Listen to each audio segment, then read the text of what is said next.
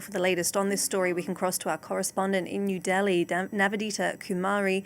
Navedita, tell us then what exactly happened in this courtroom.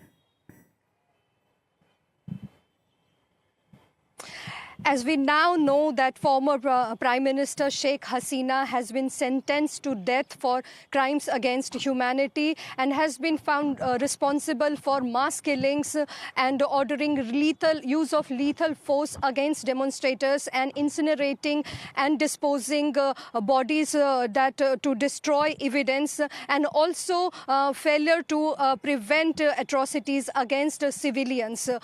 She was tried in absentia and she has denied all the charges. In her first reaction after the verdict, she said that it is an outcome of a rigged tribunal being operated under an unelected government with no popular mandate. She is referring to the interim government of Muhammad Yunus, and that's what we have learned so far, that Sheikh Hasina has denounced this verdict. And if we have to go back to what led to this, to her fleeing Bangladesh and reaching India, was weeks of protest against her, which was started by students, and now which in days took shape of a larger anti-government protest. And on 5th of August 2024, one of the most violent day of protest, Sheikh Hasina fled Bangladesh and took exile in India. So far we know that the tribunal court in Dhaka has sentenced her to death for crime against humanity.